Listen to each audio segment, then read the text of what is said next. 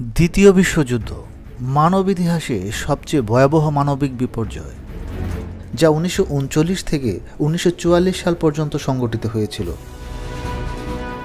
এ যুদ্ধে অক্ষ শক্তির মধ্যে ছিল জার্মানি, ইতালি এবং জাপান, আর মিত্র শক্তিদের মধ্যে ছিল যুক্তরাজ্য, যুক্তরাষ্ট্র, ফ্রান্স, রাশিয়া ও অন্যান্য দেশ। এই যুদ্ধে প্রায় 5 থেকে 8 কোটি মানুষ প্রাণ হারায় এবং কোটি কোটি মানুষ আহত হয়। দ্বিতীয় বিশ্বযুদ্ধ কেন, কোথায়, কিভাবে শুরু হয়েছিল এবং কিভাবে শেষ হয়েছিল এই বিষয়ে জানবো আজ। লাইফ স্টোরি এক্সপ্রেস চ্যানেলটি সাবস্ক্রাইব করে আমাদের সঙ্গে থাকার আহ্বান জানাচ্ছি।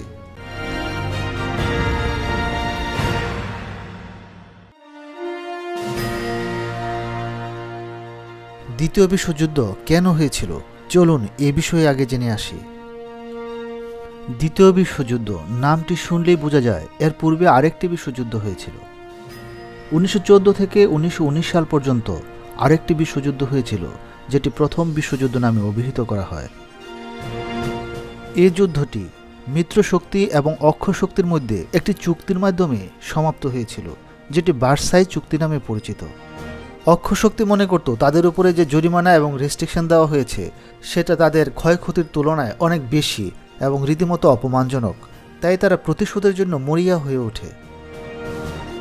প্রথম বিশ্বযুদ্ধে একজন সাধারণ সৈনিক ছিল হিটলার। সে সেনাবাহিনী থেকে অবসর নেওয়ার পর একটি রাজনৈতিক দল গঠন করে এবং জনগণকে উদ্বুদ্ধ করতে থাকে যুদ্ধের প্রতি।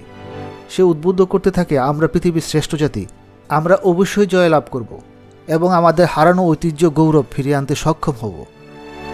সে জনগণকে কনভিন্স করতে সক্ষম হয় এবং সে নির্বাচনে জয়লাভ করে।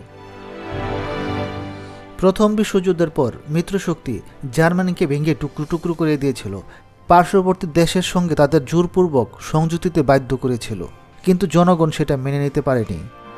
হিটলার জয় লাভ করার পর তার সামরিক বাহিনীকে শক্তিশালী করতে থাকে এবং জার্মানির যে রাজ্যগুলি অন্যান্য দেশের সাথে জুড়ে দিয়েছিল সেই রাজ্যগুলো পুনরুদ্ধারের জন্য সামরিক আগ্রাসন চালাতে থাকে। জার্মানি প্রথমে পোল্যান্ড আক্রমণ করে প্রায় অর্ধেকাংশ সে দখল করে নেয়। অন্যদিকে রাশিয়া পোল্যান্ড আক্রমণ করে পোল্যান্ডের বাকি অংশ সে দখল করে নেয়। এরপর জার্মানি তার চারপাশের ছোট ছোট রাজ্যগুলোকে আক্রমণ করে সে দখল করে নিতে থাকে। এভাবে তার সামরিক শক্তি বৃদ্ধি পায় এবং মনোবলও প্রচণ্ড পরিমাণে বেড়ে যায়। এইভাবে দেশ দখল করতে করতে তার সাম্রাজ্য বৃদ্ধি করতে থাকে। একসময় সে রাশিয়ার উপরে আক্রমণ শুরু করে। যেহেতু রাশিয়া পোল্যান্ডের বাকি অংশ দখল করেছিল, সে অংশটি ফিরিয়ে আনার জন্য সে পোল্যান্ডের বাকি অংশ আক্রমণ চালিয়ে দখল করে এবং পরবর্তীতে সে রাশিয়ার মূল ভূখণ্ডেও আক্রমণ করে। তখন প্রচণ্ড শীত চলছিল। এই প্রতিকূল পরিবেশে জার্মানির সৈন্যরা টিকে থাকতে পারেনি। রাশিয়া দাওয়া দিলে এখানে প্রচুর জার্মানি সৈন্য নিহত হয়, কিন্তু জার্মানি থেমে থাকেনি, চারদিকে তার রাজ্য বিস্তার করতে থাকে। প্রথম বিশ্বযুদ্ধে জার্মানি হেরে যাওয়ার একটা কারণস্বরূপ হিটলার ইহুদি জাতিকে দায়ী করত। তাই ইহুদির প্রতি তার প্রচণ্ড ক্ষোভ ছিল এবং সে ইহুদি জাতিকে দেশ থেকে বিতাড়িত করার জন্য একটা গণহত্যা চালায়, যেটা হলোকাস্ট নামে পরিচিত। দ্বিতীয় বিশ্বযুদ্ধে হিটলার প্রায় 2.5 লক্ষ ইহুদিকে হত্যা করে। দ্বিতীয় বিশ্বযুদ্ধে অক্ষ শক্তি ছিল জার্মানি, জাপান এবং ইতালি।